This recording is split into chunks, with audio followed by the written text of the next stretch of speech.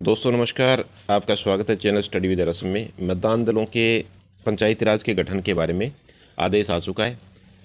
तो उसमें राज्य निर्वाचन विभाग ने आदेश जारी किया जिसमें एनआईसी से जो रैंडमाइजेशन द्वारा एक सॉफ्टवेयर तैयार किया जाता है, ईएमएस जिसको बोलते हैं, ईएमएस एम्प्लॉय मैनेजमेंट सिस्टम, उसके द्वारा ये तैयार किया जाएगा जिसके सभी डीडीओज़ को 13/2/2026 तक कार्मिकों की समस्त जानकारी है वो भरनी है। इस लिंक पे भरनी है। इसका लिंक मैं आपको हमारे चैनल में दे दूंगा, जो व्हाट्सअप चैनल बना हुआ है उसके अंदर। और इसमें आपको जो सूचनाएं अद्यतन करानी है वो पंचायत समिति के बारे में, जो अभी पंचायत समिति है कर्मचारी की, या नगर पालिका, नगर निगम में, विधानसभा, तहसील और वोटर संबंधी जानकारी इसमें करानी है। और इसके अंदर जो निर्धारित जहाँ कोषाधिकारी यानी कि जिला लेवल के जिला स्तरीय नोडल अधिकारी नियुक्त किया गया है एनआईसी के लिए, डीआईओ जो जिला सूचना विज्ञान अधिकारी होता है, वो हमेशा की तरह जिस प्रकार से जहाँ जहाँ विधानसभा या लोकसभा जो भी चुनाव होते हैं उसके लिए ड्यूटी लगती है, उसके अकॉर्डिंग ही अब की बार वही सिस्टम पंचायती राज में अपनाया जाएगा। और इसमें सभी कर्मचारी, ये ध्यान देने वाला बिंदु है 4 नंबर बिंदु, इसमें दिया गया है कि ये जानकारी सभी कर्मचारियों की, सभी अधिकारी और कर्मचारी के संबंध में अपडेट की जानी है, चाहे वे चुनाव की ड्यूटी से मुक्त में आते हो या नहीं। यानी चुनाव से मुक्त आते हैं तो भी आपको तय नहीं करना है, वो जिला निर्वाचन विभाग जो है जिला स्तरीय पृथक से किया जाएगा। और अभी आपको 100% कर्मचारियों की जानकारी जो है वो अपडेट करनी है। इसके लिए डीडीओ कोड या पे मैनेजर आईडी से आपको लॉगिन करना है, वो मैं आपको अभी बताने वाला हूँ। और इसमें आपको ईएमएस सॉफ्टवेयर द्वारा ये सब किया जाना है। तो चलिए कैसे करना है वो सब हम जान लेते हैं। जैसे आप लॉगिन होंगे तो आपको, चलिए आप जैसे लॉगिन करेंगे, हो सकता है फर्स्ट टाइम में आपके लॉगिन नहीं हो तो आप बार बार ट्राई करें। और कैप्चा जो है 6 डिजिट में आपको डालना है। यहाँ आपको सबसे पहले जो आपका डीडीओ का कोड है या जो स्कूल नेम है, जो भी आपका डीडीओ ऑफिस है, वो यहाँ पर दिखाई दे जाएगा। इधर आप लेफ्ट साइड के अंदर आएंगे, 3 जो एरो दिख रही है इस पे आएंगे लाइन पे। 3 लाइन पे आने के बाद डैशबोर्ड आपको दिखाई दे जाएगा और सर्च का ऑप्शन दिखाई देगा, रिपोर्ट दिखाई दी, पासवर्ड रीसेट दिखाई। तो सबसे पहले आप पासवर्ड रीसेट कर लें और पासवर्ड रीसेट के लिए पासवर्ड चेंज कर लें, क्योंकि अगर आपने एक बार डाटा कर दिया उसके बाद में अगर 1 2 3 से कोई भी लॉगिन करके डाटा को चेंज कर सकता है, इसलिए आपको पासवर्ड रीसेट करने। ठीक है, आप यहाँ पर ओल्ड पासवर्ड 1 2 3 डालेंगे और न्यू पासवर्ड के अंदर अपने हिसाब से आप सेट करेंगे। और फिर आपको ये ध्यान रखना है इसमें कि आपके कैपिटल, स्मॉल नंबर और स्पेशल कैरेक्टर आपका इसमें यूज़ करना है और इसको आपके सेव कर देंगे। ठीक है, आपका पासवर्ड रीसेट हो चुका है।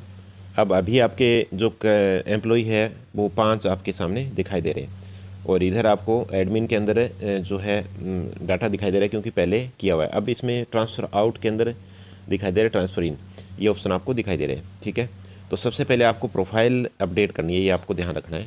तो प्रोफाइल अपडेट कैसे करेंगे, फिर से आप 3 लाइनों पे आएंगे और यहाँ पर जैसे ऑफिस अपडेट वाला ऑप्शन दिखाई दे रहा है, इस पर आपको आना है।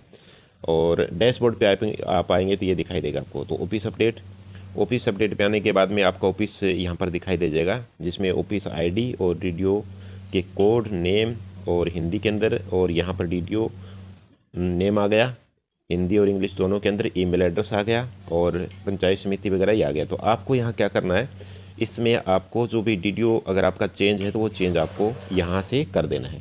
तो इस प्रोफाइल का आपको ध्यान से भरना है, जिसमें डीडीओ का नेम, मोबाइल नंबर और आपको ईमेल एड्रेस, और उसके बाद में आप जिस भी पंचायत समिति में कार्यरत हो तो वहाँ का आपको भरना है। जिला आपको जो भी है वो चेंज कर लेना है अगर करने योग्य हो तो। और आपको तहसील भरनी है, कोष कार्यालय आपको भरना है, और उसके बाद में विधानसभा आपको सेलेक्ट कर लेनी है।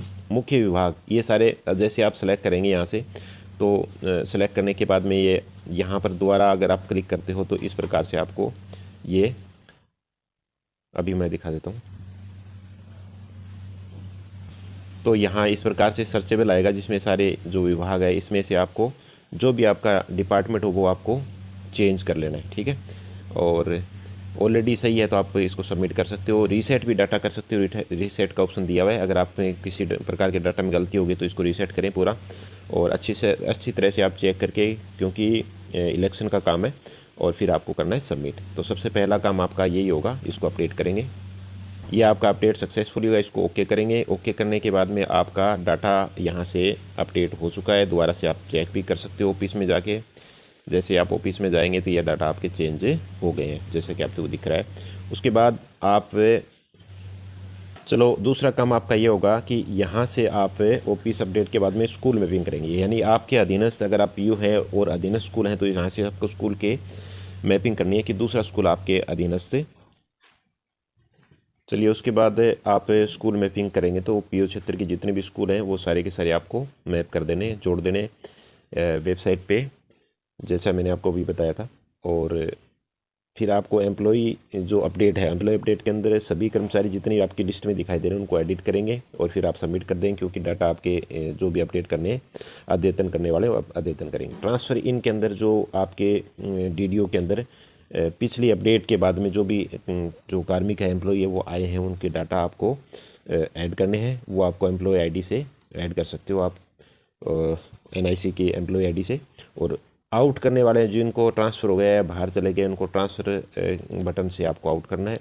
और सर्चेबल के लिए आप किसी कर्मचारी को अगर आप मान लो सर्च करना चाहते हो तो आपको जो सर्च के लिए ऑप्शन दिया गया है एम्प्लॉय आईडी, जिसके बाद में नेम हिंदी, मोबाइल और बैंक अकाउंट, इनसे आप सर्च कर सकते हो।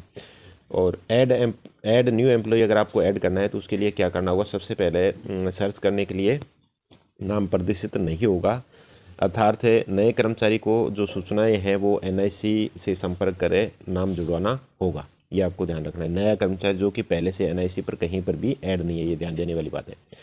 यानी पहले कहीं पर भी पिछले चुनाव के अंदर नहीं है और नया न्यू है बिल्कुल इस मतलब विभाग के अंदर। विभाग का मतलब ये हो गया कि इस एनआईसी पोर्टल पे कोई नया कर्मचारी हुआ तो उसके लिए फिर आपको क्या करना होगा, कार्यालय का नेम, कर्मचारी का एनआईसी कोड, कर्मचारी का जो कार्मिक का कोड, कार्मिक का नाम हिंदी के अंदर, मोबाइल नंबर, बैंक खाता और जो आपका जेंडर है वो ऐड करके एक निर्धारित फॉर्मेट के अंदर आपको जो भी आपका जो है DOI है उसके अंदर आपको भेजना है, डिस्ट्रिक्ट हेडक्वार्टर पे भेजना है। डैशबोर्ड के अंदर आपको जितने भी जो क्लिक करेंगे तो आपके कार्यालय में कार्यरत की संख्या आपको दिखाई देगी।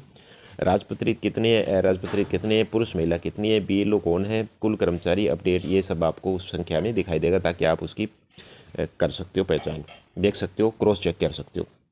लॉग के अंदर डाटा आप अपडेट करने के बाद लास्ट में आप लॉग बटन पे क्लिक करेंगे तो ये सभी कर्मचारी हैं, कार्मिक हैं, वो लॉक हो जाएंगे और आपके ऑफिस से किसी प्रकार का आपका चेंजेस नहीं होगा। आपके मान लिया जाए कि अनलॉक करवाना पड़े आपको, किसी कारणवश से आपने अपडेट सही नहीं किया है तो अनलॉक करने के लिए आपको एनआईसी ऑफिस में, जिला हेडक्वार्टर के एनआईसी ऑफिस कार्यालय वहाँ पे आपको जाना है।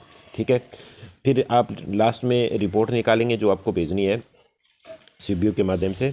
तो उस रिपोर्ट के लिए आपको कार्मिक की सूचना लॉक करने के उपरांत उस रिपोर्ट को प्रिंट करना है और उसको हस्ताक्षर करके CBO कार्यालय के अंदर आपको जमा कराना है। और ये तो कोई हेल्पलाइन नंबर वगैरह दिए हुए किसी विशेष कार्यालय के, तो ये हर ज़िले के अलग अलग हो सकते हैं, तो ये आपको ध्यान रखना है, ये आपके लिए नहीं है। ठीक है, तो इस प्रकार से आप करेंगे। और वेबसाइट थोड़ी सी रनिंग उसकी स्पीड कम है तो आप वर्किंग आवर के अंदर ही करेंगे तो ये सही चलेगी, ये आपको ध्यान रखना है। चलिए दोस्तों, इससे ज़्यादा अपडेट के लिए हमारे इस चैनल स्टडी विद आरसम जो इसका व्हाट्सअप का चैनल है, इस पर आप ज्वाइन कर सकते हो, इस पर हम अपडेट डालते रहते हैं। Okay, thank you.